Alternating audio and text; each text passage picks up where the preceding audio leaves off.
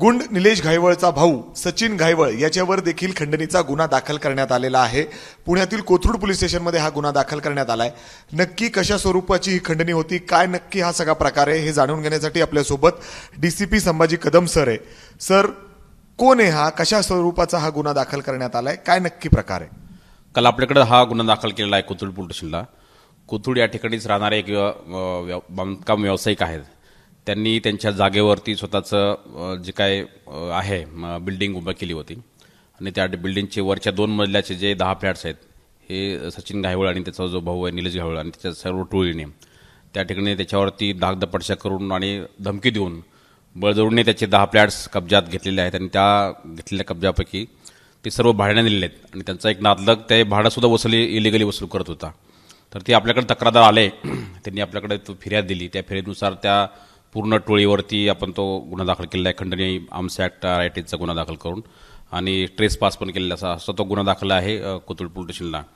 याच्यामध्ये सुरुवातीला कदाचित यांनी तक्रार दाखल केली नाही, परंतु आता हळूहळू लोक समोर जे आहेत ते यायला लागले आहेत। ते सर्वांना आव्हान हेच आहे की अजून कोणाचे काय अशी तक्रार असतील तर नक्कीच तुम्ही पोलिसांकडे या, त्याची नक्कीच दखल घेतली जाईल। कधीपासून हा सगळा प्रकार सुरू होता, म्हणजे अर्थात धमकवणं, प्रॉपर्टी, फ्लॅट ताब्यात घेणं, किती फ्लॅट ताब्यात घेतलेले सर?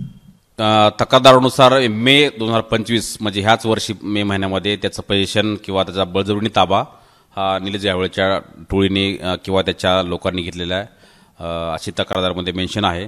आणि त्या ठिकाणी त्याचे टोळीतलेच 2 लोक त्यांनी सुद्धा तो ऑक्युपाय केलेला आहे फ्लॅट, तर त्या तक्रारीनुसार तो गुन्हा दाखल केला आहे। सर, ज्या पद्धतीने निलेश घायवळ वेगवेगळे गुन्हे करत होता त्याच्यामध्ये सचिन घायवळचा सुद्धा सहभाग असायचा का? कारण असं बोललं जातं की तो तर शिक्षक आहे।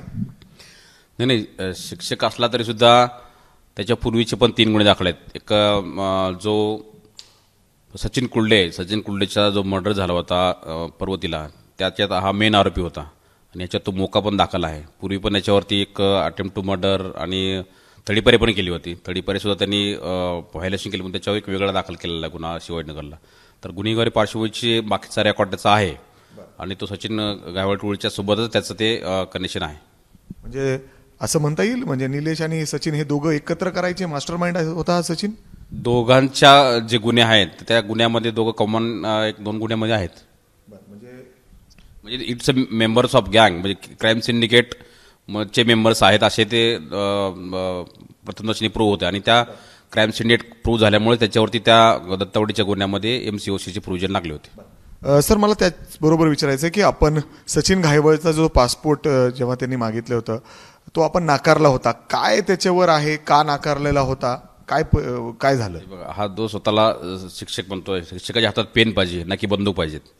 आणि मागची जर याचे रेकॉर्ड जर बघितला असेल तर 1-2-3 गुन्हे दाखल आहेत आणि त्या पूर्वीच्या रेकॉर्डनुसार त्याच्यावरती गुन्हे दाखल असल्यामुळं कदाचित त्याचा तो दाखल गेला असू शकतो।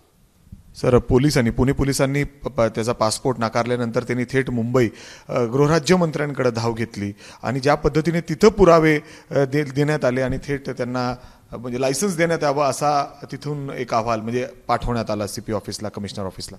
याच्याबद्दल मला काही कल्पना नाही याच्यामध्ये, कारण तो पत्रव्यवहार आमच्या ऑफिसला होत नाही किंवा पोलीस स्टेशनला पण होत नाही। तो पुढे कसा झाला किंवा काय याच्याबद्दल, म्हणजे तो रेकॉर्डवरचा आहे म्हणून त्याला दिलं गेलं नाही अजून? त्याच्याबद्दल तो अजून त्याला वेपन लायसन्स मिळालेलं नाही हे सत्य आहे, परंतु बाकीचं तुम्ही जे सांगता त्याच्याबद्दल माझ्याकडे सध्या काही कॉमेंट करायला काही नाही। बरोबर सर, प्रेशर होतं का म्हणजे अर्थात गृहराज्यमंत्र्यांचा का त्यांना लायसन्स देण्यात यावं? ज्या पद्धतीने हे पत्र येत आहेत, तुम्ही पुरावे देत आहेत की सचिन घायवळवर एवढे गुन्हे दाखल आहेत आणि थेट गृहराज्यमंत्री पोलिसांवर प्रेशर करतायत द्यायला, हे सगळं याच्यामध्ये जे रेकॉर्ड आहे ते रेकॉर्ड पोलिसांनी पुढे सबमिट केलेलं आहे। आता ह्याच्याबद्दलचं बाकीचे जे पुढच्या डेव्हलपमेंट आहे त्याच्याबद्दल मी योग्य व्यक्ती नाही कॉमेंट करण्यासाठी।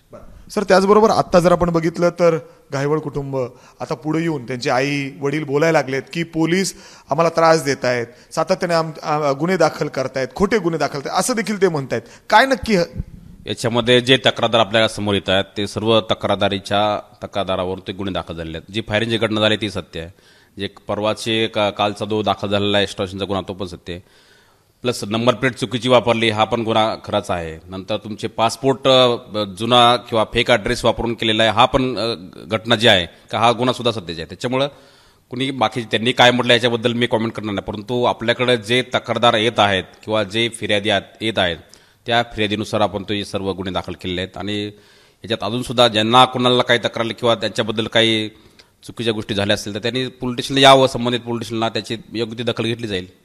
सर पुढे आता तपास कुठपर्यंत आलाय? म्हणजे निलेश घायवळला विदेशातून आणण्यासाठी काही हालचाली सुरू झालेत का?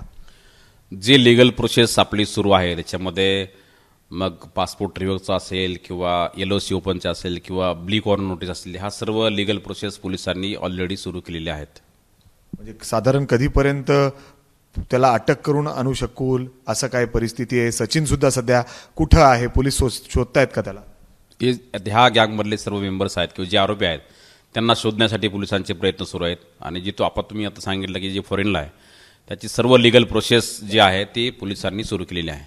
अर्थात इथं सरांनी काही महत्वाची माहिती दिलेली आहे. अर्थातच निलेश घायवळ बरोबर आता सचिन घायवळ आणि इतर जे टोळीचे मेंबर्स आहेत ते सगळेजण फरार आहेत. त्यांचा शोध सध्या पुणे पोलीस घेत आहेत आणि त्याचबरोबर विदेशातून निलेश घायवळला कशा पद्धतीने पोलिसांना आणता येईल, त्याला अटक करता येईल यासाठी देखील प्रयत्न सुरू झालेले आहेत. कागदपत्र जे पुरावे द्यावे लागतात ते देखील या ठिकाणी दिले जात आहेत. मात्र ज्या पद्धतीने हे सगळं रचून प्लॅन करून हे सगळं होत होतं, निलेश आणि सचिन घायवळ हे दोघं एकत्र बरेच गुन्ह्यामध्ये सुद्धा आहेत आणि मास्टर माइंड आहेत अनेक गुन्ह्यांचे, असं देखील या ठिकाणी सर या ठिकाणी DCP सांगतायत आणि पुढे देखील आणखीन काही गुन्हे त्यांच्यावर दाखल होऊ शकतात अशी देखील शक्यता या ठिकाणी ते वर्तवत आहेत.